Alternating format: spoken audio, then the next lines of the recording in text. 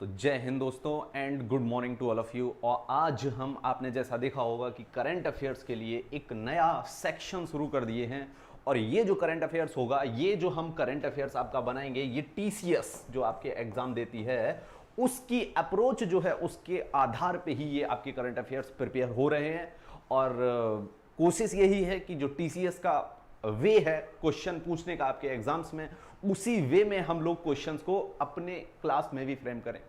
आज थोड़ा लेट हो गया, सॉरी फॉर दैट। हम लोग रोज 8 बजे मिलेंगे और टीसीएस जिस तरह से क्वेश्चन बना रही है उसी वे पे करंट इवेंट्स या करंट अफेयर्स को हम लोग क्या करेंगे, हम लोग तोड़ेंगे और अपने हर करंट इवेंट को समझने की कोशिश करेंगे जो टीसीएस उठा सकती है। आइए कुछ हम लोग हेडिंग समझ लेते हैं। Employment data to be released faster. Centre ने बोला है कि जो आपका एम्प्लॉयमेंट डाटा होता है यानी रोजगार डाटा होता है वो जल्दी से रिलीज किया जाए, क्योंकि रोजगार डाटा जो होता है, जो आपका पीएलएफएस, जो आपसे फुल फॉर्म पूछी जा सकती है, क्या है पीएलएफएस की full form? Periodic labour force survey. क्या भाई? Periodic labour force survey, periodic labour force survey. इसका डाटा जो है सर्वे की जाती है और इसका पीरियडिक डाटा जो है रिलीज किया जाता है। वो लगभग अभी 9 महीने से रिलीज नहीं हुआ है। तो जब भी कोई काम सरकार नहीं कर पाती है तो जो अपोजिशन में बैठा होता है वो तुरंत सरकार से क्या करता है, क्वेश्चन करता है, और सरकार वादा करती है कि हम उस काम को जल्दी ही करके दिखाएंगे। तो बिल्कुल भाई पीएलएफएस का डाटा जल्दी ही रिलीज करेगी। अच्छा, ये रिलीज कौन करता है भाई? तो ये आपकी जो स्टैटिस्टिक्स मिनिस्ट्री है, जो आपकी सांख्यिकीय मंत्रालय है, वो आपका रिलीज करता है। सांख्यिकीय मंत्रालय आपका रिलीज करता है। इस सांख्यिकीय मंत्रालय के मंत्री कौन है अभी? तो सर्बानंद सोनोवाल। कौन भाई? तो आपके इस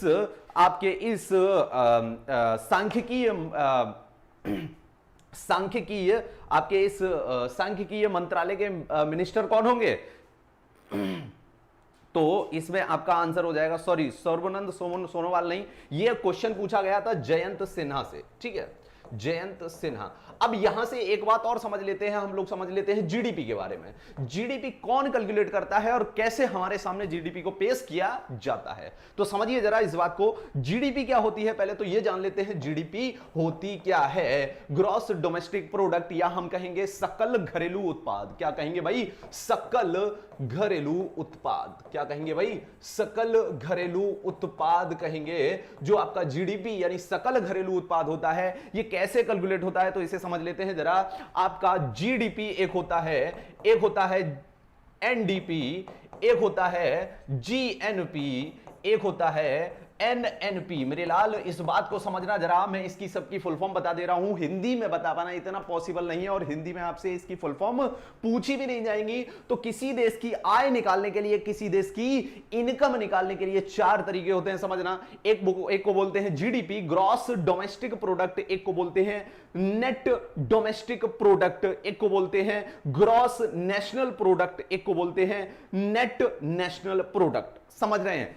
समझिए जरा, सॉरी जीएनपी नहीं यहां पे, हां बिल्कुल ठीक है जीएनपी, नो डाउट। चलिए देखिए, समझिए जरा, इनको 4 तरह की जो नेशनल इनकम है किसी भी देश की, वो 4 तरीके से निकाली जा सकती हैं। अगर हम बात करें, ये आपका क्षेत्र है, ये क्षेत्र है भारत का, ये आपका क्षेत्र है इंडिया का।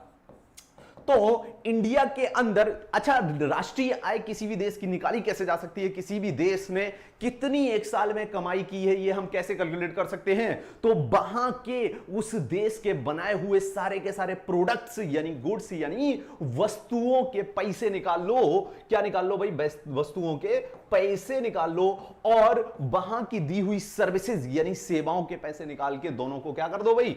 ऐड कर दो। यानी सर्विसेज, गुड्स एंड सर्विसेज यानी वस्तुओं और सेवाओं के पैसे निकाल के क्या कर देने हैं, आपको ऐड कर देने हैं, और उस देश की आपको क्या मिल जाएगी, राष्ट्रीय आय मिल जाएगी। यानी कहने का मतलब है आपकी आरबीआई कितने भी नोट छाप दे, उससे देश की राष्ट्रीय आय पे कोई भी इफेक्ट नहीं पड़ेगा, उससे महंगाई घटेगी या बढ़ेगी। लेकिन यहां पे देखने वाली बात यह है कि भारत देश की राष्ट्रीय आय कैसे बढ़ेगी, तो भारत देश की राष्ट्रीय आय बढ़ेगी नहीं। भारत देश की राष्ट्रीय आय किस चीज पे निर्भर करती है, तो भारत देश के अंदर बनने वाली वस्तुएं और भारत देश के अंदर देने वाली सेवाओं की जो पैसे होते हैं, जो उनका मूल्य होता है, जो उनकी वैल्यू होती है, उसे ही जीडीपी बोला जाता है, उसे एनडीपी भी बोला जाता है, उसे जीएनपी भी बोला जाता है, उसे एनएनपी भी बोला जाता है। अब इन तीनों में डिफरेंस समझ लेते हैं। इन चारों को नेशनल इनकम, राष्ट्रीय आय के नाम से जानते हैं, और ये जो गुड्स एंड सर्विसेज के पैसे हैं, यही आपकी नेशनल इनकम हो जाती है। इसे ही हम जीडीपी, जीएनपी या आपकी क्या बोल देते हैं, एनएनपी या एनडीपी। अब समझना मेरी बात को मेरे लाल, इसमें से आप आसानी से क्लियर हो जाएंगे, कोई इशू होने वाला नहीं है। देखिए जीडीपी की अगर हम बात करें तो भारत के अंदर गुड्स एंड सर्विसेज की वैल्यू, यानी भारत के अंदर जो वस्तुएं और सेवाएं उत्पन्न की गई हैं या बनी हैं या वो सृजित हुई हैं, उनकी जो वैल्यू होगी पैसे में, अगर वो निकाल लें तो हमें क्या मिल जाएगी, तो हमें मिल जाएगी जीडीपी। यानी भारत की चार दीवारी के अंदर गुड्स और सर्विसेज की वैल्यू पैसे में, किसमें, पैसे में, मनी में निकाल लें तो हमें क्या मिल जाएगी, जीडीपी। लेकिन आप ध्यान देना, भारत के अंदर क्या विदेशी नहीं रह रहे होंगे, क्या भारत के अंदर विदेशी कंपनियां ये वस्तुएं और सेवाएं नहीं बना रही होंगी, या कोई विदेशी आके भारत में सेवाएं प्रदान नहीं कर रहा होगा, कोई इंजीनियर या कोई डॉक्टर भारत में नहीं होगा किसी भी दूसरे देश का, बिल्कुल होगा। लेकिन क्या वो भारत देश में जो कमाई कर रहा है वो भारत देश को दे देगा या अपने देश में ले जाएगा, तो आंसर होगा आपका वो अपने देश में ले जाएगा। अगर आपकी कोई भी कंपनी, एप्पल कंपनी हो गई, आपकी कोई माइक्रोसॉफ्ट कंपनी हो गई, आपकी डेल कंपनी हो गई, अगर ये भारत में अपना प्रोडक्शन प्लांट खोलते हैं, तो क्या ये जितनी कमाई करेंगे वो भारत सरकार को दे देंगे, या ये अपनी कमाई जो है कहां ले जाएंगे, अमेरिका में ले जाएंगे। अगर डेल की बात करें तो ये अपनी कमाई अमेरिका में ले जाएंगे। तो कहने का मतलब है, अगर भारत के अंदर विदेशी कमाई कर रहे हैं, उसे जीडीपी में से माइनस कर दो। क्या कर दो भाई, उसे जीडीपी में से माइनस कर दो। यानी अगर एनडीपी आपको क्या निकालना है, नहीं, आपको जीएनपी निकालना है। क्या, इसे इस तरह से पढ़ना जरा, क्या निकालना है, अगर आपको जीएनपी निकालना है तो जीडीपी में से आपको क्या माइनस करना है, जो भारत में फॉरेनर्स रह रहे हैं उनकी इनकम, यानी उनकी गुड्स एंड सर्विसेज की वैल्यू एक्स मान लेते हैं हम, निकाल देना है। और आपको प्लस भी करना है, क्योंकि अगर भारत में विदेशी रह रहे होंगे तो कुछ भारतीय भी विदेश में रह के ये काम कर रहे होंगे और वो भारत में लेके आएंगे, तो विदेशी जो आपके होंगे उन्हें हम एफ बोल देते हैं। तो जीडीपी यानी विदेशी लोगों को माइनस कर देंगे भारत में से, और आपके फॉरेन में जो इंडियंस रह रहे हैं उन्हें ऐड कर देंगे। इस तरह से हमें GNP, gross national product, national मतलब राष्ट्रीय आय, समझ रहे हैं। अब समझिए एक और यहीं पे पॉइंट आ जाता है कि एनडीपी, क्या भाई, एनडीपी क्या है, एनडीपी नेट डोमेस्टिक प्रोडक्ट। तो समझना इसको जरा, ये दोनों आप एक ही तरह समझ सकते हैं और ये दोनों एक ही तरह समझ सकते हैं। क्या करना है, जीडीपी में से अगर नेट, यानी एक वर्ड होता है ग्रॉस और एक वर्ड होता है नेट, यानी अगर आप किसी भी पैकेट को खरीदने जाते हैं, आइसक्रीम खरीदने जाते हैं, तो जिस पैकेट में आइसक्रीम होती है क्या उसका वेट होता है, बिल्कुल उसका वेट होता है। तो अगर आप आइसक्रीम के वे बॉक्स को पूरी तरह तौलेंगे, बहुत से लोग यहां पे जुड़ चुके हैं। अब टीसीएस वाली क्वेश्चन मतलब कुछ भी, कीप लर्निंग विद छेत्री बच्चा, I think you don't able to look like that what I am trying to say, है ना। कुछ भी का मतलब ये कुछ भी नहीं है। मैंने आईसीआर में आपसे बहुत चीख के बोला था कि वहां पे आर्टिकल्स नहीं आने वाले हैं, और बड़े बड़े चैनलों ने आर्टिकल्स पढ़ाए थे और मैंने जिस तरह से कराया 12 दिन में, उस तरह से अगर आप मैच कर लेंगे मेरा जो पढ़ा हुआ प्रैक्टिस पेपर है, तो आपको सीधे सीधे क्वेश्चन आईसीआर में मिल जाएंगे। ये मेहनत, समझ रहे हैं, ये चीजों को देख के उसी चीज को अलाइन करने के लिए कोशिश की जाती है। क्योंकि अगर आप आईएएस का और पीसीएस का एग्जाम पेपर मैच कराएंगे, अगर आप आईएएस का और पीसीएस का एग्जाम पेपर मैच कराएंगे, तो दोनों के दोनों आपके पेपर हैं कौन से लेवल के? बहुत बड़े लेवल के। जीएस बहुत बड़े लेवल की आती है, तो क्या जीएस दोनों में सेम आती है? यानी जीएस का जो सेक्शन है, जो क्वेश्चंस आते हैं, वो क्या दोनों में सेम आते हैं? ऐसा पॉसिबल नहीं है। देखो, हर पेपर की तैयारी हम लोग कैसे करते हैं, हम लोग प्रीवियस ईयर पेपर से क्या लेते हैं, सीख लेते हैं और उसी की तरह उसकी तैयारी करते हैं। ये आपका स्मार्ट वर्क कहलाता है। वैसे तो बहुत कुछ पढ़ाया जा रहा है और बहुत कुछ कराया जा रहा है, समझ रहे हैं ना। तो इस तरह से अगर आप यूपीपीसीएस की तैयारी करेंगे तो आईएएस क्वालिफाई नहीं कर पाएंगे, और आईएएस की तैयारी करेंगे तो यूपीपीसीएस क्वालिफाई नहीं कर पाएंगे, क्योंकि दोनों के पेपर बनाने का तरीका डिफरेंट है। आप ये बात हो सकता है, क्योंकि बहुत बड़े बड़े जो लोग हैं वो बोलते हैं ऐसा नहीं है, आप आईएएस की तैयारी करिए पीसीएस निकल जाएगा। That doesn't work like that, है ना। क्यों? यहां पे अगर आप प्रीवियस ईयर पेपर दोनों के मैच करेंगे तो आपकी आंखें खुल जाएंगी। जो आप क्वेश्चन कर रहे हो, ग्रॉस डोमेस्टिक प्रोडक्ट, कुमकुम, बहुत सारे लोग, happy morning sir, Aarush prince, बहुत सारे लोग, वैभव, गुड मॉर्निंग साहेब, यस सर, आपका बहुत क्वेश्चन आया था, बिल्कुल, yes sir, you are right. Varsha Kumari, बिल्कुल, बहुत शानदार। सालू कुमारी, हेलो। जानवी, बहुत से लोग, Bhagya Kumar, Ram Ram, MSD fan, good morning. चलिए आगे चलते हैं। Janvi, yes sir, okay then चलो आगे मूव करते हैं। जीएनपी और जीडीपी की बात कर रहे थे। तो जो आप आइसक्रीम का बॉक्स लाएंगे, उस आइसक्रीम के बॉक्स में अंदर आइसक्रीम होगी और उसके ऊपर से एक बॉक्स होगा। अगर उस बॉक्स को पूरी तरह वेट कर लेते हैं, पूरी तरह आप उसका वजन कर लेते हैं, तो उस आइसक्रीम के साथ साथ उस कार्टून का भी वजन आ जाएगा। तो इस तरह के वजन को बोलते हैं ग्रॉस। और अगर उसके अंदर रखी हुई आइसक्रीम का वजन करते हैं तो उसे बोलते हैं, क्या बोलते हैं भाई? नेट वजन उसका कितना है। तो आप जब आइसक्रीम का बॉक्स देखते हैं तो नेट वजन उस पे देखते हैं। ऐसे ही क्या करना है, जीडीपी, जो आपकी देश की जीडीपी आई है, उसको ग्रॉस से नेट करना है। यानी अगर कोई आप प्रोडक्ट बनाएंगे, अगर आप अपनी कोई फैक्ट्री एस्टेब्लिश करेंगे, तो जब फैक्ट्री आप एस्टेब्लिश करेंगे तो उस फैक्ट्री में प्रोडक्शन करने के लिए आपकी बहुत सी मशीनरी यूज होगी और बहुत सी अदर चीजें भी यूज होंगी। तो ये जो घिसावट आएगी, जो मशीन्स आपकी खराब होंगी या मशीन्स को दोबारा से सुधरवाना पड़ेगा या नई मशीन लगवाना पड़ेगा, इसे बोल देते हैं घिसावट, यानी डेप्रीशिएशन। तो जीडीपी के मूल्य में से अगर घिसावट माइनस कर दें, यानी जीडीपी के मूल्य में से अगर क्या माइनस कर दें मेरे लाल? घिसावट माइनस कर दें, यानी डेप्रीशिएशन माइनस कर दें। जीडीपी माइनस डेप्रीशिएशन यानी घिसावट माइनस कर दें, तो हमें क्या मिल जाता है? तो हमें एनडीपी मिल जाती है। यह बात सभी को समझ में आ गई होगी। और जीडीपी में अगर फॉरेन, जो भारत में फॉरेनर रह रहे हैं, उनकी इनकम माइनस कर दें और जो भारतीय फॉरेन में रह रहे हैं उनकी इनकम प्लस कर दें, तो हमें जीएनपी मिल जाती है। और फिर से देख लो, ग्रॉस से फिर से नेट जाना है, तो ग्रॉस से अगर नेट जाना है, यानी जीएनपी से एनएनपी जाना है, तो एनएनपी के लिए हमें क्या करना पड़ेगा? जीडीपी को माइनस करना पड़ेगा। किससे?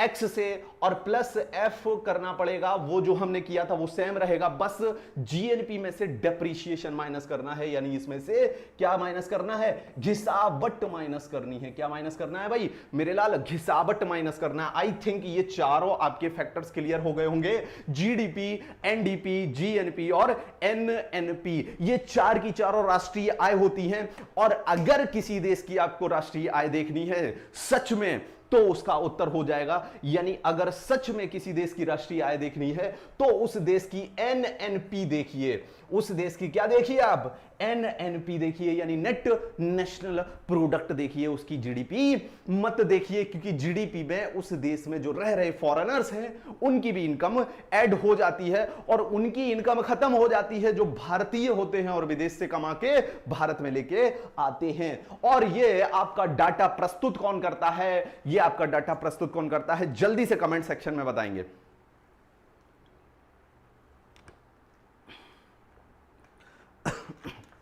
ये आपका डाटा प्रस्तुत कौन करता है? ये एनडीपी, जीएनपी, जीडीपी। वैसे तो हमारी सरकार सब कुछ नहीं निकालती है, क्योंकि हर सरकार अपने सारे पत्ते नहीं खोल सकती, समझ रहे हो मेरे लाल? तो कहने का मतलब है सरकार हमारी जो है वो खाली और खाली एक तरह का डाटा निकालती है, और वो होता है जीडीपी, जो आप बार बार पढ़ते रहते हैं। और ये डाटा कौन प्रस्तुत करता है? तो ये सेंट्रल स्टैटिस्टिकल ऑफिस या ऑर्गेनाइजेशन, इसे सेंट्रल स्टैटिस्टिकल ऑफिस यानी केंद्रीय सांख्यिकीय, आपका केंद्रीय सांख्यिकीय संगठन, केंद्रीय सांख्यिकीय संगठन, ये आपका प्रस्तुत करता है। लेकिन इसमें एक बात और समझ लेना मेरे लाल, क्योंकि मैंने आईसीआर का भी देखा था एक क्वेश्चन की, उन्होंने जो है जीडीपी ही पूछ लिया था कि कौन जीडीपी को प्रस्तुत करता है, तो उन्होंने ऑप्शन चेंज कर दिया, उन्होंने सीएसओ दिया ही नहीं, उन्होंने दे दिया एनएसओ, उन्होंने दे दिया नेशनल स्टैटिस्टिकल ऑफिस। तो याद रखना ये तीन ऑर्गेनाइजेशन है, एक है एनएसओ, एक है एनएसओ, एक है सीएसओ, तीनों को मर्ज कर दिया गया है मेरे लाल, और इसे सीएसओ यानी सेंट्रल स्टैटिस्टिकल ऑर्गेनाइजेशन या ऑफिस बोल दिया गया है, और यही आपका जीडीपी को प्रस्तुत करता है। अब आप पूछेंगे सर जीडीपी भी तीन तरह की होती है, तो आपकी जीडीपी भी कितनी तरह की होती है? तीन तरह की होती है। एक होती है जीडीपी पीपीपी, एक होती है जीडीपी रियल, एक होती है जीडीपी नॉमिनल। अब मेरी बात समझ लेना, इसमें बिल्कुल भी डरने वाली बात नहीं है। ये तीन वर्ड होते हैं, एक होता है जीडीपी पीपीपी, एक होता है जीडीपी रियल, एक होता है जीडीपी नॉमिनल। मेरी बात समझना, यहां पे बहुत सिंपल शब्दों में मेरी बात समझ लेना। जीडीपी अगर किसी देश की निकाल रहे हैं, यानी उस देश की आय निकाल रहे हैं, नेशनल इनकम, राष्ट्रीय आय निकाल रहे हैं, और उसमें क्या कर रहे हैं हम? गुड्स और सर्विसेज की वैल्यू को निकाल के पैसे में बता दे रहे हैं। यानी अगर आपके घर में जितनी कमाई होती है वही आपके घर की जीडीपी है, यानी जितने आप पैसे लेके आते हैं आपके घर वाले, अगर आपके घर वाले कोई फैक्ट्री चलाते हैं तो वो प्रोडक्ट सेल करते होंगे, और अगर आपके ही घर वालों में से एक कोई फैमिली मेंबर जो है सर्विस करने जाता है, तो दोनों की इनकम मिला देंगे तो आपके घर की जीडीपी निकल आएगी। ऐसे ही देश की जीडीपी निकालते हैं। तो जीडीपी तीन तरह की होती है, जीडीपी तीन तरह की होती है। जैसे कि अगर हम 2011 की बात करें, 2011 में जो फेयर एंड लवली के प्राइस थे वो आज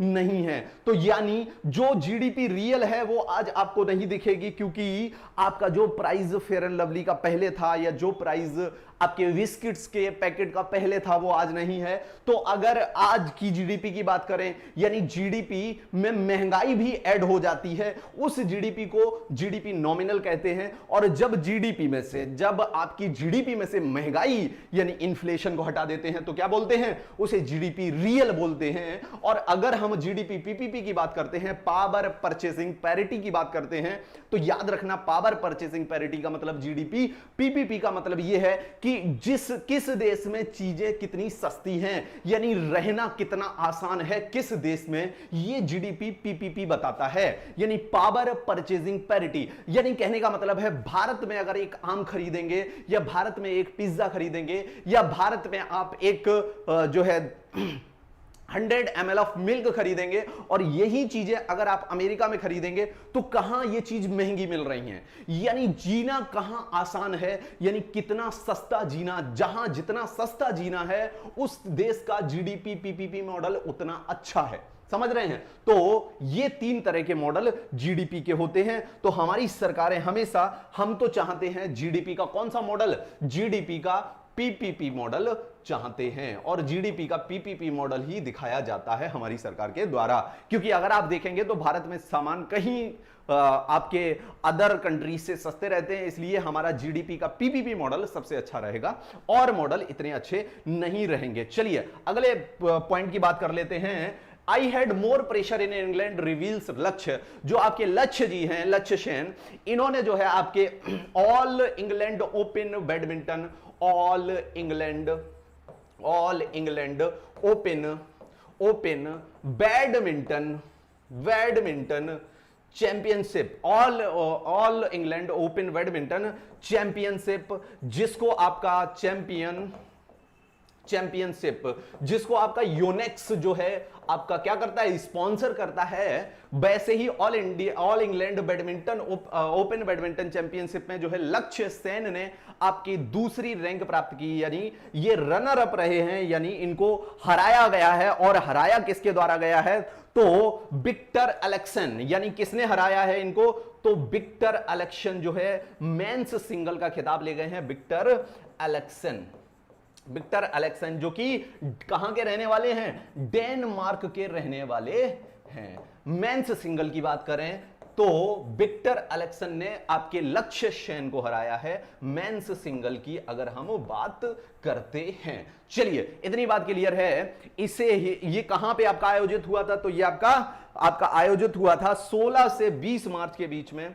कहां पे, तो बर्मिंघम में आयोजित हुआ था, जो कि इंग्लैंड की क्या है, एक सिटी है। चलिए अगले पॉइंट की तरफ हम लोग मूव कर जाते हैं। Ayush held 59,350 farmers in cultivation of 84 herbs, minister says. अब मेरी बात समझना, यहां पे जो आपका आयुष मंत्रालय है, जो आपका कौन सा मंत्रालय है, आयुष मंत्रालय है, इसने जो है ऐसे पौधे जो आपके किसके लिए यूज होते हैं, जो आपकी दवाइयों के लिए यूज होते हैं, और कितने पौधे इसे जो है जीवित करने हैं, दोबारा 140 पौधे जीवित करने हैं, इस तरह के पौधे जो दवाइयों में यूज होते हैं, उसके लिए आयुष मंत्रालय ने जो है एक स्कीम चलाई है, जिसका नाम है क्या, नाम ही उसका नाम है मेरे लाल, इस स्कीम का नाम ही नाम है, इस स्कीम का नाम ही नाम है, और ये नेशनल आयुष मिशन, इस स्कीम का फुल फॉर्म क्या हो जाएगा, national Ayush mission, national Ayush mission.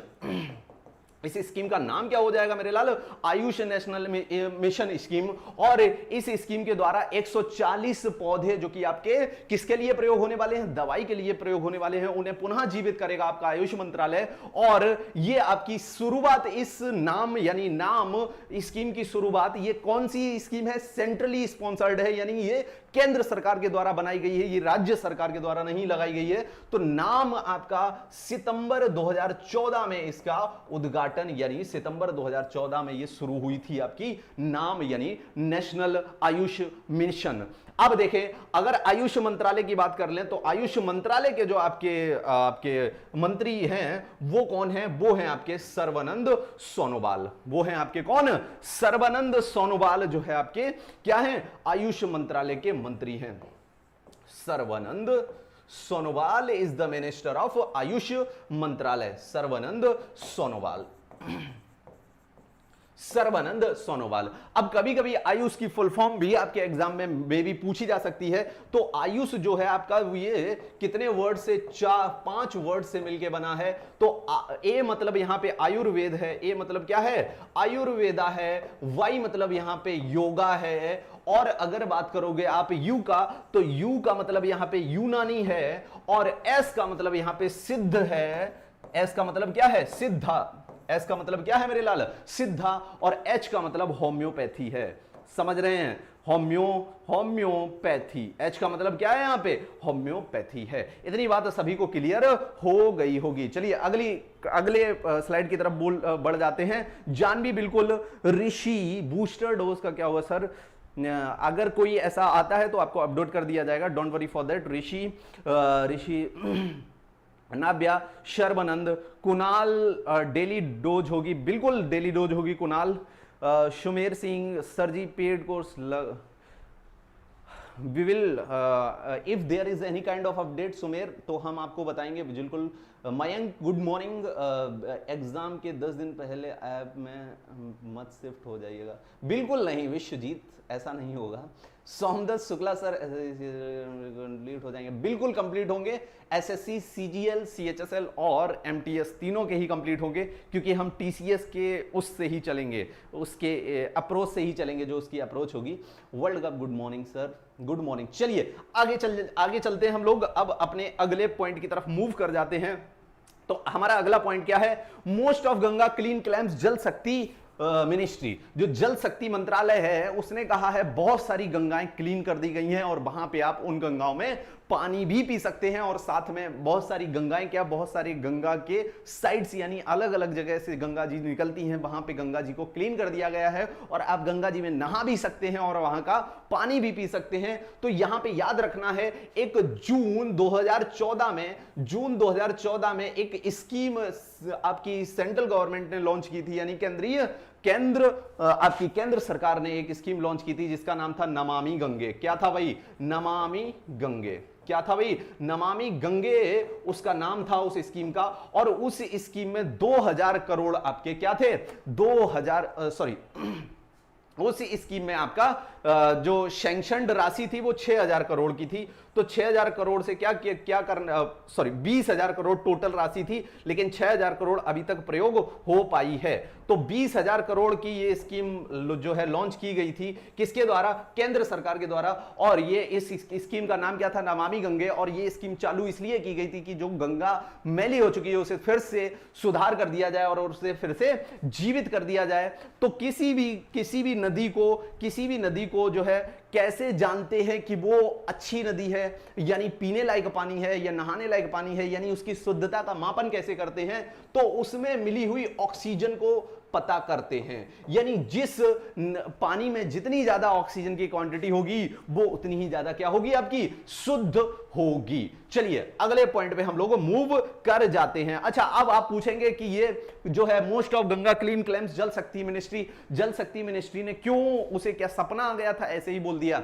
तो जो भी स्कीम आपकी सरकार लॉन्च करती है, केंद्र सरकार हो या राज्य सरकार हो, तो उसके अपोजिशन में जो सरकार बैठती है, उसके अपोजिशन में जो संसद गण बैठते हैं, वो सरकार से हमेशा प्रश्न करते रहते हैं कि बताइए आपने इसके लिए ये स्कीम लॉन्च की थी, कितना काम हुआ या कितना काम नहीं हुआ। चलिए अगले प्रश्न पे चलते हैं। Siddiqui's family seeks ICC probe into his killing. तो आपने दानिश सिद्दीकी का सुना होगा। दानिश सिद्दीकी जब आपके अफगानिस्तान गए थे तो वहां पे उनकी जो है डेथ हो गई थी, वहां पे लोग अटैक कर दिया था उनपे और जानबूझ के उनकी मृत्यु कर दी गई थी। तो जो सिद्दीकी की जो प्रोब है, यानी इनके जो इसमें इन्वेस्टिगेशन की जाएगी, इन्होंने कहा है कि हम आईसीसी में जाएंगे, इंटरनेशनल क्रिमिनल कोर्ट, अंतरराष्ट्रीय आपका एक क्रिमिनल कोर्ट रहेगा। अब आईसीसी क्या है? और एक आपने और international court of justice ICJ पढ़ा था, तो समझ लेना मेरे लाल, आईसीसी हम कहेंगे कि आईसीजे का ही एक पार्ट है, लेकिन ये दोनों आपस में एक दूसरे में जो है घुसे हुए नहीं है। हम कहेंगे एक दूसरी ही चीजें नहीं है। आईसीसी आपका अलग रहेगा, आईसीजे आपका इंटरनेशनल कोर्ट ऑफ जस्टिस ये अलग रहेगा। तो आईसीसी और आईसीजे दोनों ही इंटरनेशनल है, अंतरराष्ट्रीय है। तो इनमें अंतर क्या है ये हम बताते हैं आपको, तो समझना मेरे लाल। आईसीजे जो है ये दो देशों के बीच के मामले लेता है, लेकिन आईसीसी यानी इंटरनेशनल क्रिमिनल कोर्ट आपका दो नागरिकों के बीच में, दो लोगों के बीच में जो है क्या लेता है? केसेस लेता है। अब समझना मेरी बात। अब आप कहेंगे कि अगर भारत के दो नागरिक हैं तो क्या भारत के दो नागरिक भारत का सुप्रीम कोर्ट छोड़ के क्या अपनी अपील आईसीसी में डाल सकते हैं? यानी भारत में जो उनकी न्यायिक प्रक्रिया शुरू हुई थी वो सबसे ऊपर सर्वोच्च कोर्ट क्या आईसीसी में जा सकते हैं? यानी इंटरनेशनल क्रिमिनल कोर्ट में लोग जा सकते हैं? बिल्कुल नहीं जा सकते। तो यहां पे जो दो अलग अलग देशों के नागरिक हैं वही जा सकते हैं आईसीसी में। अब आप कहेंगे आप तो मतलब उल्टा सीधा घुमा रहे हो, यानी दो देशों के अगर नागरिक जा रहे हैं, यानी दो देशों के ही तो केस जा रहे हैं आईसीसी में। समझ रहे हैं नहीं समझ रहे हैं? अब देखना यहां पे मतलब समझना, आईसीसी में वो केस जाएंगे जो दो नागरिकों के बीच होंगे, लेकिन वो लोग अलग अलग देश के नागरिक होंगे। लेकिन अगर ICJ international court of justice की बात करेंगे तो यहां पे जो केस जाएंगे, यहां पे जो आपके केस जाएंगे वो दो देश की सरकारें लेके जाएंगी। समझ रहे हो? इतना ही डिफरेंस है। और दोनों के आपके हेडक्वार्टर या दोनों की आपको सीट कहां मिल जाती है? हैग के नेदरलैंड्स में आपको दोनों की ही सीट मिल जाती है। यानी हेडक्वार्टर कहें तो हैग नेदरलैंड्स में आईसीजे भी है और आईसीसी भी है, international criminal court as well as international court of justice is located in Hague Netherlands. चलिए अगली पॉइंट की तरफ हम लोग मूव कर जाते हैं। अब हम लोगों के कुछ क्वेश्चंस हैं। When was world tuberculosis day was observed, विश्व तपेदिक या विश्व क्षय रोग दिवस कब मनाया जाता है? 21 मार्च, 22 मार्च, 23 मार्च या 24 मार्च? इस प्रश्न का सही उत्तर जल्दी से आपको कमेंट बॉक्स में बताना है। आशीष मैथ्स की 10 बजे से होगी डेफिनेटली। विकास कुमार ओके सर मैं नहीं होगा, रीजनिंग और मैं नहीं होगा। नव्या नमामि गंगे, बिल्कुल नमामि गंगे। चलिए आगे आ जाइए, बताइए when was world TB, Dilkhush Meena, Dilkhush Meena, आइए चलिए वो नाम ही लिख रहे हैं अपना। When was world tuberculosis day was observed, विश्व तपेद क्षय रोग दिवस कब मनाया जाता है? 21 मार्च, 22 मार्च, 23 मार्च या 24 मार्च? तो इसका उत्तर होगा 24 मार्च यानी 24 मार्च। आज भी 24 मार्च ही है मेरे लाल। तो समझना एक बात यहां पे समझना, जो 24 मार्च को विश्व तपेदिक दिवस मनाया जाता है, ये जो ट्यूबरकुलोसिस यानी जिसे आप शॉर्ट फॉर्म में टीबी बोल देते हो, ये किसकी वजह से होती है? वायरस, बैक्टीरिया, फंजाई या प्रोटोजोआ? किस पैरासाइट की वजह से ये होती है? तो याद रखना जो आपकी टीबी है ये बैक्टीरिया की वजह से होती है। ये एक बैक्टीरियल डिसीज है। टीबी आपका एक बैक्टीरियल डिसीज है। कौन सी बैक्टीरिया की वजह से टीबी होता है आपका? तो आप देख लीजिए कौन सा, माइकोबैक्टीरियम ट्यूबरकुलोसिस। कौन सा भाई? Mycobacterium, Mycobacterium tuberculosis. समझ रहे हैं? चलिए अब आप देखेंगे कि टीबी के लिए कौन सी वैक्सीन जो है लाई गई थी। ये बार बार प्रश्न पूछा जाता है। तो टीबी के लिए जो वैक्सीन बनाई गई थी उसे बोला गया बीसीजी। उसे क्या बोला गया? बीसीजी यानी बैसिलस। टीबी के लिए जो वैक्सीन बनाई गई है उसे बोला गया बीसीजी यानी बैसिलस। क्या है भाई? Bacillus Calmette Guérin. Bacillus Calmette Guérin यानी वीसीजी नामक वैक्सीन आपकी बनाई गई है। यह काम आपका 1908 से लेके 1921 तक किया गया था। तो हम मानेंगे 1921 में आपकी बीसीजी नामक वैक्सीन, जो कि टीबी वालों को, बच्चों को लगाई जाती है जिनको बहुत आशंका होती है, जिनके माता पिता दोनों को ही टीबी होती है। तो ऐसा माना जाता है कि बच्चों में भी ये बैक्टीरिया पहुंच जाएगा और बच्चे को भी टीबी हो जाएगी। इसलिए उसे बीसीजी की वैक्सीन जब वो पैदा होता है उसके ही कुछ महीने बाद दे दी जाती है। चलिए बीसीजी बनाने वाले कौन थे? तो आपके बीसीजी बनाने वाले आपके अल्बर्ट कालमिट और कैमिल ग्यूरिन। अल्बर्ट कालमिट और आपके दूसरे हैं कैमिल ग्यूरिन। तो इन्हीं के नाम पे बीसीजी वैक्सीन आपका पड़ा हुआ है। अगर आपसे अब पूछा जाए कि वायरस डिसीज जो आपको हमेशा याद रखनी है वो कौन कौन सी होती है, तो याद रखना इन्फ्लुएंजा एक वायरस डिसीज है। इन्फ्लुएंजा वायरस से होने वाली बीमारी है। मीजल्स भी किससे होने वाली बीमारी है? वायरस से होने वाली बीमारी है। आपका चिकन पॉक्स,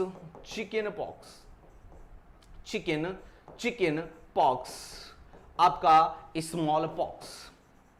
यह आपको याद रखनी है हमेशा, ये बीमारियां आपको याद रखनी है हमेशा। और बैक्टीरिया से होने वाली बीमारियों के नाम देख लीजिए जो आपको हमेशा याद रखनी है। लेप्रोसी बैक्टीरिया से होती है। लेप्रोसी आपकी किससे होती है? बैक्टीरिया से होती है। कॉलरा किससे होता है? आपका बैक्टीरिया से होता है, बैक्टीरियल डिसीज रहेगी। और आपकी अगर हम बात करें आपकी बात करें तो इतना ही आप याद कर लेना, बस इतने में ही आपका प्रश्न फंस जाएगा। और अगर हम बात करें आपकी इसकी 21 मार्च को विश्व में क्या मनाया जाता है?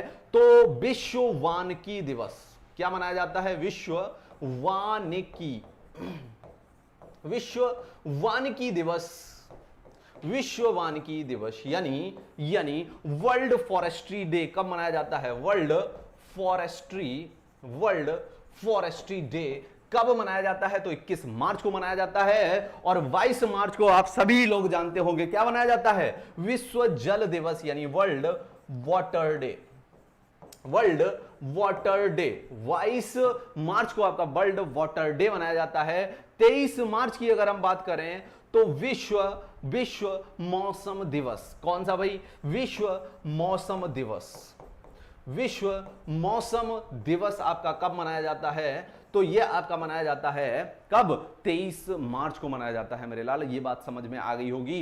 तो 21 मार्च, 22 मार्च, 23 मार्च और 24 मार्च, ये चारों की चारों आपको मार्च की जो है डेट्स याद रहनी चाहिए, ये ज्यादा याद करने में दिक्कत भी नहीं है। विश्व वानिकी दिवस यानी वर्ल्ड फॉरेस्ट्री डे कब मनाया जाता है? 21 मार्च को मनाया जाता है। वर्ल्ड वाटर डे आपका 22 मार्च को मनाया जाता है। विश्व मौसम दिवस यानी वर्ल्ड मेटीरियोलॉजिकल डे, वर्ल्ड मेटीरियोलॉजिकल डे, ये कब मनाया जाता है? आपका 23 मार्च को मनाया जाता है। और 24 को वर्ल्ड टीवी जो है आपकी टीवी डे, यानी टीवी को टीवी से मुक्त करना है, किसको? विश्व को टीवी से मुक्त करना है, ऐसा दिवस हम लोग 24 मार्च को मनाते हैं। चलिए आगे चलते हैं, अगले प्रश्न की तरफ मूव कर जाते हैं।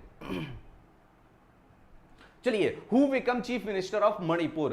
मणिपुर राज्य के मुख्यमंत्री कौन बने? मणिपुर राज्य के मुख्यमंत्री कौन बने? एन वीरेन सिंह, भगवंत मान, पुष्कर सिंह धामी या प्रमोद सावंत? तो इसका सही उत्तर हो जाएगा N Biren Singh is the right answer of that question. यानी एन वीरेन सिंह आपके कौन बने हैं? आपके मणिपुर के कौन बने हैं? आपके चीफ मिनिस्टर बने हैं। भगवंत मान की बात करें तो ये आपके पंजाब के चीफ मिनिस्टर बने हैं, पंजाब राज्य के चीफ मिनिस्टर बने हैं। और अगर हम लोग बात करें, चलो पहले बीरेन सिंह की ही बात कर लेते हैं। यानी अभी 5 राज्यों में चुनाव हुए हैं। 5 राज्य कौन कौन से? पंजाब, मणिपुर, गोवा और आपका क्या है उत्तराखंड, और आपका एक क्या है और एक आपका जो है उत्तर प्रदेश। ये 5 राज्यों में अभी इलेक्शन हुए। तो एन वीरेन सिंह कहां के चीफ मिनिस्टर बने हैं? तो मणिपुर के चीफ मिनिस्टर ये बने हैं। अच्छा, अब अगर आपसे पूछा जाए मणिपुर के जो है गवर्नर का नाम क्या है? तो Ganesan Ganesan is the name of governor of Manipur. और अगर मणिपुर की बात करें तो यहां पे जो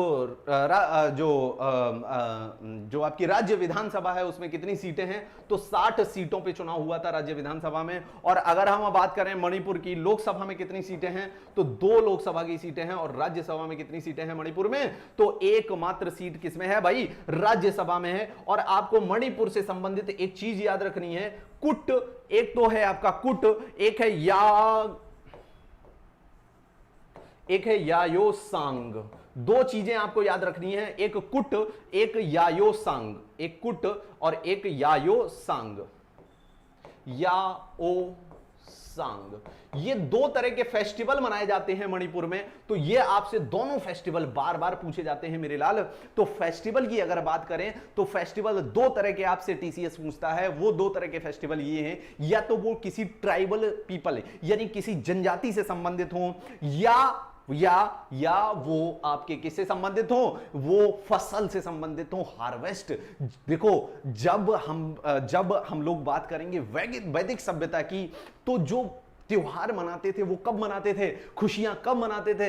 जब हमारे घर में बहुत सा अनाज आ जाया करता था, यानी हार्वेस्ट हो जाया करता था, तो हम बहुत सी खुशियां मनाया करते थे अपने घर में बैठ के। तो उसी समय हार्वेस्ट फेस्टिवल हुआ करते थे। यानी आपसे हार्वेस्ट फेस्टिवल पूछे जाते हैं और आपसे जनजातीय जो फेस्टिवल होते हैं वो पूछे जाते हैं। तो कुट नामक फेस्टिवल ये हार्वेस्ट फेस्टिवल है मणिपुर का। और यांगोसांग ये होली है, जो आप होली खेलते हैं नॉर्मली, इसे याओ सांग बोला जाता है। याओ सांग, ये लास्ट में क्या रहेगा? गा रहेगा आपका। याओ सांग बोला जाता है कहां पे? मणिपुर के अंदर। और मणिपुर के अंदर एक बहुत फेमस आपका नेशनल पार्क यानी राष्ट्रीय उद्यान है, जिसका नाम है क्या भाई? Keibul Lamjao. Keibul Lamjao is the national park located in Manipur which is floating national park. ये तैरता हुआ आपका राष्ट्रीय उद्यान है। कहां पे है? तो ये आपका मणिपुर में रहेगा।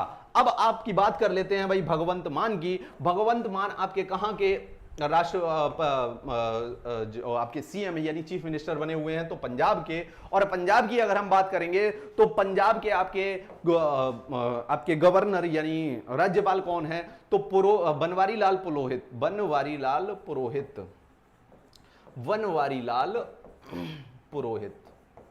बनवारी लाल पुरोहित आपके क्या हैं? आपके गवर्नर हैं कहां के, पंजाब के। और अगर यहां से आपको याद रखना है पंजाब से, तो पंजाब में आपकी राज्य विधानसभा में टोटल सीटें कितनी हैं, 117।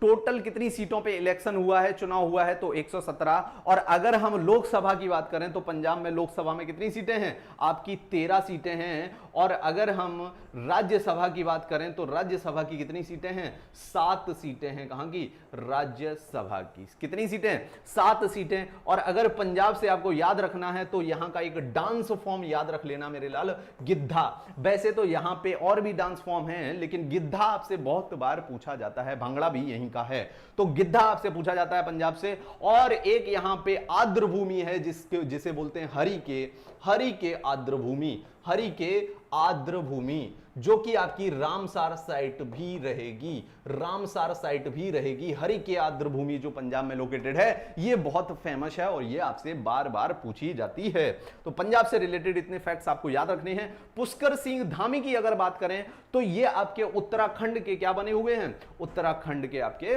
यानी यूके के आपके क्या बने हुए हैं भाई, यूके के आपके चीफ मिनिस्टर यानी आपके मुख्यमंत्री बने हुए हैं। अगर यहां उत्तराखंड के आपके अगर हम बात करें उसकी गवर्नर की, तो उत्तराखंड का गवर्नर कौन हो जाएगा, तो Gurmeet Singh is the governor of Uttarakhand. Gurmeet Singh आपके गवर्नर हो जाएंगे, कहां के, उत्तराखंड के गवर्नर गुरमीत सिंह हो जाएंगे। और अगर उत्तराखंड की बात करें तो यहां पे 70 सीटें हैं आपकी लेजिस्लेटिव असेंबली में। और अगर आपकी बात करें लोकसभा और राज्यसभा में, तो 5 सीटें लोकसभा में हैं और 3 सीटें कहां पे हैं, राज्यसभा में रहेंगी। और यहां पे अगर बात करें तो यहां पे बहुत सारे नेशनल पार्क रहते हैं। यहां पे क्या रहते हैं भाई, बहुत सारे नेशनल पार्क रहते हैं।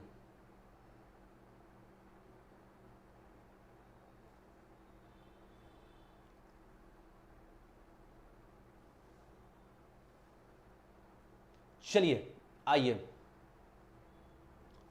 माईएम भगवान पंजाब पुष्कर सिंह योगी, अच्छा बिल्कुल सही बोल रहे हैं। आइए चलिए हम लोग आगे देखते हैं। तो गवर्नर आपके गुरमीत सिंह हो जाएंगे, कहां के, उत्तराखंड के गवर्नर गुरमीत सिंह हो जाएंगे। उत्तराखंड में सबसे चीज फेमस क्या है, तो यहां के नेशनल पार्क यानी राष्ट्रीय उद्यान बहुत फेमस हैं। तो इसमें जो फेमस राष्ट्रीय उद्यान हैं वो आपको याद रख लेने हैं। फूलों की घाटी यानी valley of flowers national park is located इन उत्तराखंड। उत्तराखंड में आपका फूलों की घाटी नामक आपका राष्ट्रीय उद्यान लोकेटेड है, कहां पे, उत्तराखंड में। एक है राजाजी राष्ट्रीय उद्यान यानी राजाजी नेशनल पार्क भी कहां लोकेटेड है, आपका उत्तराखंड में। एक आपका नंदा देवी जो है कहां लोकेटेड है, तो नंदा देवी भी आपका लोकेटेड है कहां पे भाई, उत्तराखंड में के अंदर। अब आगे आ जाइए, प्रमोद सावंत की अगर हम बात करें तो ये आपके कहां के हैं, ये आपके गोवा के चीफ मिनिस्टर बनेंगे। अब अगर गोवा का नाम आ गया तो यहां से आपको क्या जानना है, गोवा का गवर्नर कौन होगा, तो गोवा का गवर्नर पीएस श्रीधरन, क्या कौन होंगे भाई, पीएस श्रीधरन पिल्लई, ये होंगे आपके गोवा के गवर्नर। अब अगर गोवा की बात करें तो इसमें एमएलए की सीटें यानी लेजिस्लेटिव असेंबली यानी राज्य विधानसभा की सीटें 40 हैं। और अगर आप बात करेंगे किसकी, अगर आप लोकसभा की बात करेंगे तो 2 सीटें हैं और राज्यसभा की बात करेंगे तो गोवा में कितनी सीटें हैं, 1 सीट है। और जो गोवा था ये गोवा दमनदीप दादरा नगर हवेली, गोवा दमन and the Dadra and Nagar Haveli, Dadra and Nagar Haveli, ये तीनों जगह किसके अंडर में रहा करते थे, तो पुर्तगालियों के अंडर में रहा करते थे। पुर्तगाल के अंडर में रहा करते थे, यानी पुर्तगाली का ही शासन था गोवा, दमनदीप और दादरा नगर हवेली पे। अब बात करेंगे आप पुर्तगालियों का शासन कैसे है, तो भारत में कितने यूरोपीय देश आए थे? तो भारत में टोटल 6 यूरोपीय देश आए थे। आपका डेनिस आया था, यानी डेनमार्क आया था, आपका स्वीडन आया था भारत में राज करने, आपका पुर्तगाल आया था भारत में राज करने, फ्रांस भारत में राज करने आया था, और भारत में राज करने कौन आया था? और भारत में राज करने इंग्लैंड आया था, और इनके साथ साथ भारत में डच भी आए थे। लेकिन याद रखना, भारत में खाली 3 प्लेयर ही अपना सिक्का जमा पाए। वो 3 प्लेयर कौन थे? वो 3 प्लेयर थे आपके अंग्रेज यानी इंग्लैंड, वो दूसरे प्लेयर पुर्तगाल था यानी पुर्तगाली थे, और तीसरा प्लेयर आपका फ्रांस था, यानी इन दोनों ने बहुत अफरा तफरी मचाई, और बाद में इंग्लैंड ने सबको बहुत मारा और इनसे कहा कि तुम भारत के एक एक हिस्से पे ही राज करोगे। तो आपके पुर्तगाल को एक कोना दे दिया, वो था गोवा, दमनदीप और दादरा नगर हवेली, और दूसरी तरफ आपके फ्रांस को 2 जगह दे दी। एक नाम जानते हो आप क्या? पुडुचेरी, और दूसरा जो आपका चंद्रनगर जो स्थित था कहां पे? बंगाल में। वहां पे किसको स्थापित कर दिया? वहां पे कहा कि फ्रांस अब तुम यहां पे रहोगे, और पूरे भारत पे किसने कब्जा कर लिया? अंग्रेजों ने कब्जा कर लिया, और उन्हीं को 1947 में हमने भगाया था। कहां से?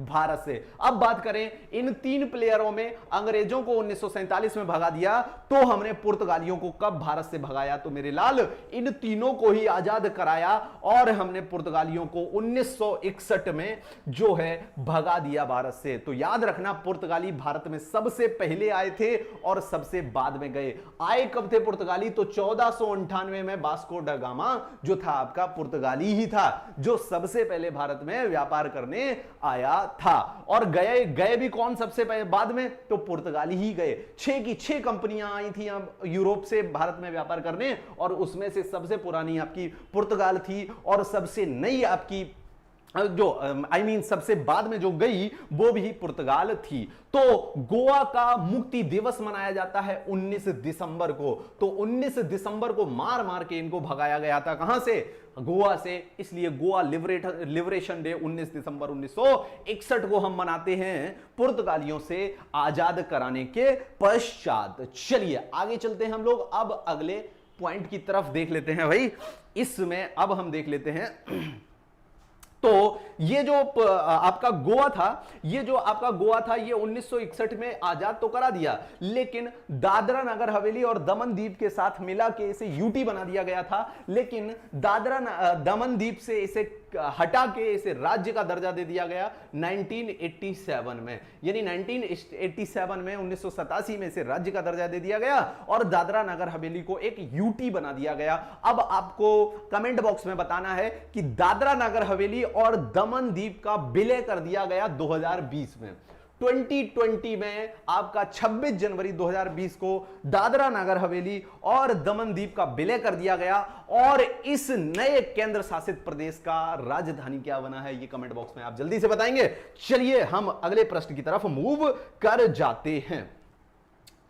Okay guys, who got life time achievement award at sport star 2022? Sport aces award 2022 में लाइफ टाइम अचीवमेंट अवार्ड किसे मिला है? यानी लाइफ टाइम अचीवमेंट अवार्ड से कौन आपका जो है सम्मानित किया गया है? कहां पे? आपके स्पोर्ट स्टार एसिस 2022 के आपके किसमें? 2022 के आपके अवार्ड फंक्शन में। बताइए जल्दी से, इसका सही उत्तर क्या होगा? अजीत पाल, नीरज चोपड़ा, विजय शर्मा या मीराबाई चानू?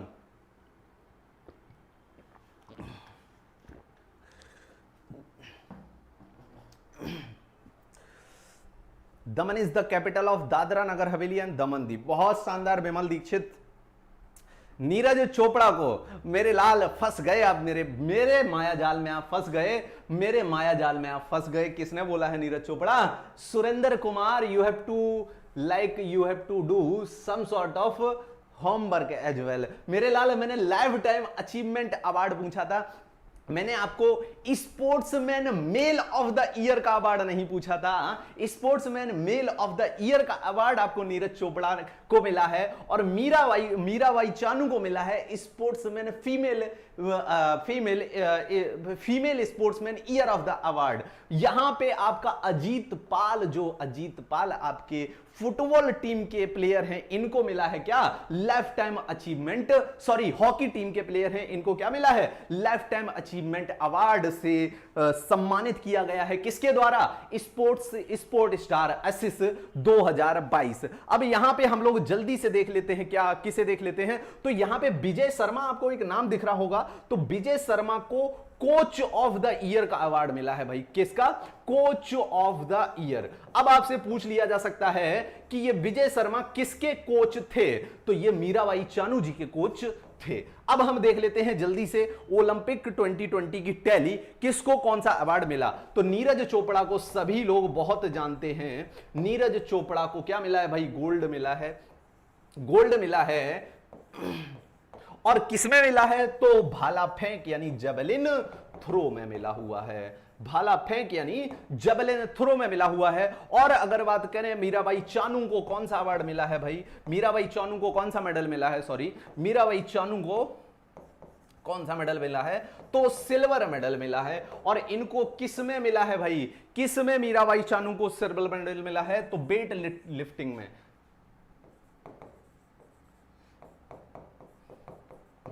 वेट लिफ्टिंग में मीराबाई चानू को क्या मिला है, सिल्वर मेडल मिला है। इसका सही उत्तर हो जाएगा अजीत पाल, चलिए, है ना।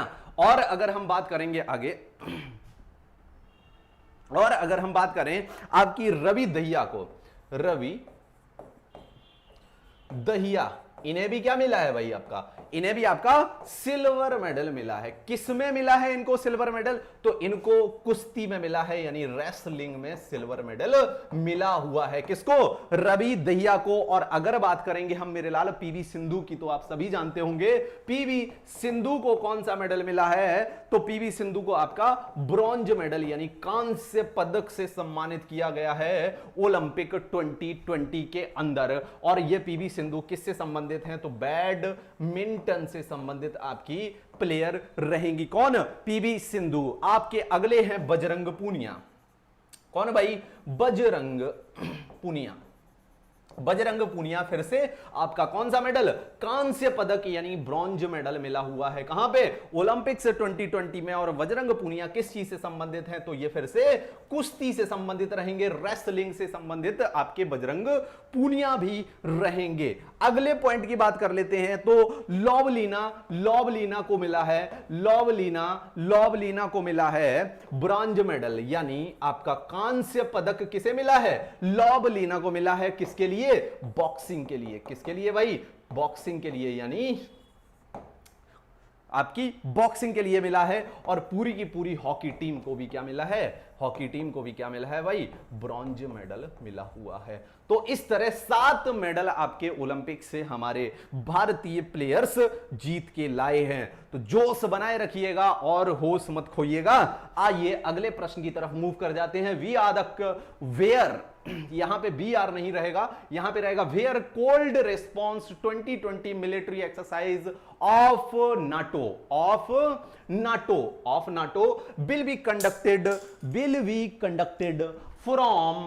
Conducted from 14 March to 1 April, यानी 14 मार्च से लेके 1 अप्रैल में कोल्ड रिस्पॉन्स 2022 नामक मिलिट्री अभ्यास कहां पे आयोजित किया गया, यूक्रेन, रूस, नॉर्वे, अमेरिका। अब समझते हैं मेरे लाल, नाटो जो है आपका ये एक संगठन है, कितने यूरोपीय देश हैं, तो इसमें 30 यूरोपीय देश हैं। और इसको समझने के लिए हम आपका ध्यान आकर्षित थोड़ा सा पीछे कर देते हैं, थोड़ा आपको कोल्ड वॉर यानी शीत युद्ध की याद दिला देते हैं। मेरी बात समझना, इस प्रश्न का सही उत्तर नॉर्वे हो जाएगा। इस प्रश्न का सही उत्तर क्या हो जाएगा, नॉर्वे हो जाएगा। लेकिन आपका ध्यान थोड़ा सा हम कोल्ड वॉर यानी 1945 की तरफ आकर्षित करते हैं। तो 1945 की अगर बात करें तो आपके 2 शक्तियां विश्व में उभर के आई थी, जिन्हें विश्व के 2 ध्रुव भी बोला गया, टू पोल्स भी बोला गया, एक था आपका अमेरिका यानी यूएसए और एक था आपका यूएसएसआर,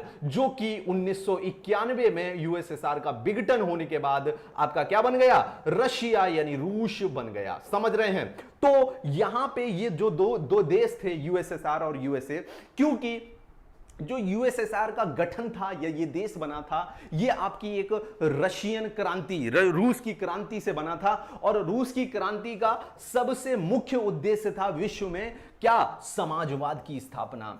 कौन सा वाद भाई, समाजवाद की स्थापना। लेकिन अमेरिका बिल्कुल इनसे विपरीत था, क्योंकि अमेरिका क्या था, पूंजीवाद यानी कैपिटलिज्म था, पूंजीवाद यानी कैपिटलिस्ट था, या और ये सोशलिस्ट यानी समाजवाद थे। तो क्योंकि दोनों ही देशों की विचारधाराएं अलग अलग थी, इसलिए जो कोल्ड वॉर था, जो आपका शीत युद्ध था, जो आपका 1945 से स्टार्ट हुआ था, वो आपकी विचारधाराओं की लड़ाई थी। कौन सी विचारधारा, पूंजीवाद और समाजवाद यानी कैपिटलिज्म और सोशलिज्म की विचारधारा। यहां पे जो अमेरिका था, इसने एक संगठन बनाया, जो मिलिट्री संगठन था, जो 30 देशों से मिलकर अभी भी जो काम कर रहा है, वो नाटो बनाया। और आपका रूस ने बनाया था वॉरसो पैक्ट।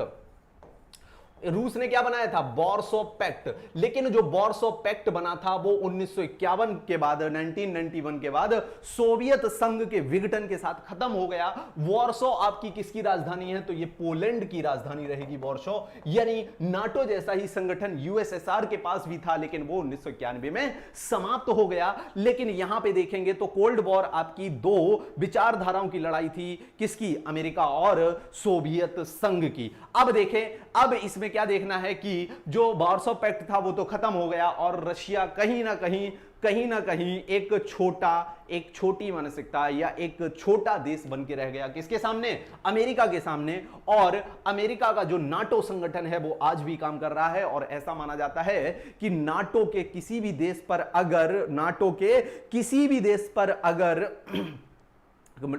अगर हमला किया जाता है तो वो पूरे ही नाटो देशों का हमला समझा जाता है। लेकिन ये भी अंधविश्वास था, ये जो एक सुपरफिशियल बात थी, ये भी खुल के यूक्रेन और रूस के वॉर में सामने आ गई। नाटो फेल हो गया, और नाटो के साथ साथ हम ये भी कह सकते हैं कि यूएन भी कहीं ना कहीं फेल हुआ है, क्योंकि जब परमानेंट यूएनएससी की बॉडी जब कहीं भी युद्ध करती है तो यूएन फिर उंगली नहीं उठाता है।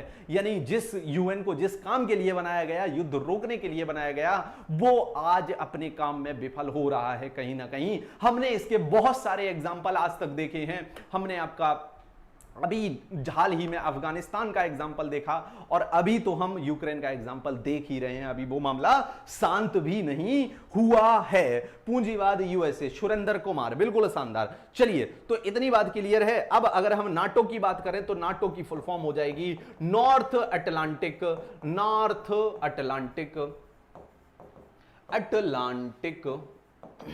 Treaty Organisation. North Atlantic Treaty Organisation ये एक संगठन है जो नॉर्थ अटलांटिक देशों के समझौते से बना हुआ है। इसमें 30 यूरोपियन कंट्रीज रहेंगे आपकी। कितनी? 30 यूरोपियन देश रहेंगे। 30 यूरोपियन देश इस नाटो में रहेंगे। क्या नाटो में भारत है या नहीं है, बताइए आप कमेंट सेक्शन में। और नाटो के जो हेडक्वार्टर हैं ये आपसे बार बार पूछ लिए जाते हैं, तो ये याद रखना। बेल्जियम की राजधानी ब्रुसेल्स में इसके क्या है आपके, बेल्जियम की राजधानी ब्रुसेल्स में क्या है आपके, हेडक्वार्टर हैं। किसके भाई? नाटो के हेडक्वार्टर हैं। और जो नाटो की एक्सरसाइज है कोल्ड रिस्पॉन्स 2020 वो आपकी आयोजित नॉर्वे के अंदर होती है, क्योंकि नॉर्वे में ऐसा माना जाता है ये वाई एनियल एक्सरसाइज है। वाई एनियल यानी ये 2 साल में एक बार होती है। और क्या करता है नाटो कि सभी देशों की जो आपकी वायुसेना, थल सेना और जल सेना तीनों को लेके नॉर्वे में पहुंच जाता है, और ये देखता है कि अगर कहीं लड़ाई होती है तो नॉर्वे को हम एक बेस की तरह प्रयोग करेंगे, और उससे पूरे ही यूरोप पे एक पकड़ रहेगी, क्योंकि नॉर्वे का लोकेशन ऐसा है कि वहां से यूरोप को पूरा ही पूरा कवर करना या कंट्रोल करना आसान हो जाएगा। तो इसलिए नॉर्वे में ये आपकी कोल्ड रिस्पॉन्स 2020 आपकी आयोजित की जाती है। अब अगर हम बात करें तो यूक्रेन की राजधानी जल्दी से देख लेते हैं। यूक्रेन की राजधानी आपकी रहेगी कीव। यूक्रेन की राजधानी आपकी रहेगी क्या, कीव, और यहां की जो करेंसी रहेगी वो ह्रीबनिया। क्या रहेगी भाई, ह्रीबनिया, ह्रीबनिया, हिरबिनियन, यूक्रेनियन हिरबिया, हिरबिनिया, हिरबिनिया, हिरबिनिया। अजीब सी करेंसी है। और कीव इसकी जो है आपकी कैपिटल रहेगी। रूस की बात करें तो इसकी आपकी रूबल रहेगी और इसकी कैपिटल मॉस्को रहेगी। और कभी कभी रूस की जो है आपकी पार्लियामेंट पूछ ली जाती है, तो ये याद रखना क्या रहेगी भाई, डूमा इसकी पार्लियामेंट रहेगी। अगर हम किसकी बात करेंगे, अगर हम आपकी बात करें किसकी, नॉर्वे की बात करें, तो नॉर्वे की राजधानी रह जाएगी आपकी ओस्लो। और नॉर्वे की जो आपकी करेंसी है वो है क्रोन, नॉर्वेयन क्रोन आपकी करेंसी है। और अमेरिका की बात करें तो सभी जानते होंगे Washington DC is the capital of America, Washington DC is the capital of America and currency is dollar. Currency क्या है भाई, अमेरिका की, डॉलर ही अमेरिका की करेंसी रहेगी। तो समझ गए इतनी बात। लेकिन यहां पे याद रखना कि जब ये आपकी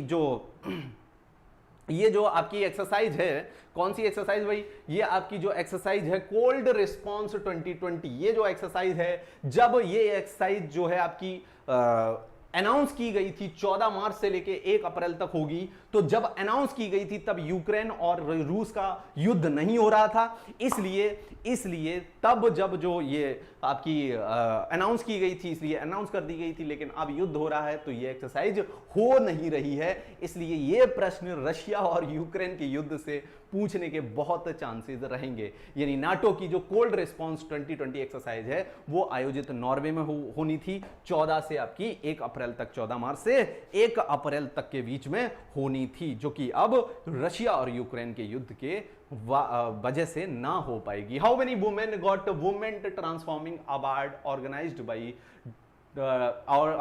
बाई वुमेन एंटरप्रेन्योरशिप प्लेटफॉर्म, यानी कितनी महिलाओं को WTA वुमेन ट्रांसफॉर्मिंग अवार्ड दिया जा रहा है, जो कि वुमेन एंटरप्रेन्योरशिप प्लेटफॉर्म द्वारा आयोजित किया गया है। 74 महिलाओं को दिया गया, 75 महिलाओं को दिया गया, 76 महिलाओं को दिया गया या 77 महिलाओं को दिया गया। तो इसका सही उत्तर होगा 75, क्योंकि हम आपके आजादी के 75 वर्ष के बाद अमृत महोत्सव मना रहे हैं, आजादी का अमृत महोत्सव मना रहे हैं। तो इसलिए आजादी के अमृत महोत्सव की वजह से हमने ये अवार्ड 75 महिलाओं को, जो अलग अलग फैक्ट्रीज को इस्टेब्लिश करने में सफल हुई हैं, आजादी का अमृत महोत्सव। अब ये जो है आजादी का अमृत महोत्सव की अगर हम बात करें, या हम इसकी बात करें, आजादी के अमृत महोत्सव की वजह से आपका 75 जो है उसको 75 किसको 75 महिलाओं को यह अवार्ड दिया जा रहा है। और आजादी का अमृत महोत्सव आपका शुरू कब से हुआ था, तो ये आपका 12 मार्च 2021 से शुरू हुआ था। और ये कब खत्म होगा, तो ये आपका 15 अगस्त 2023 को खत्म होगा। टोटल कितने सप्ताह चलेगा, तो 75 सप्ताह आपका चलेगा।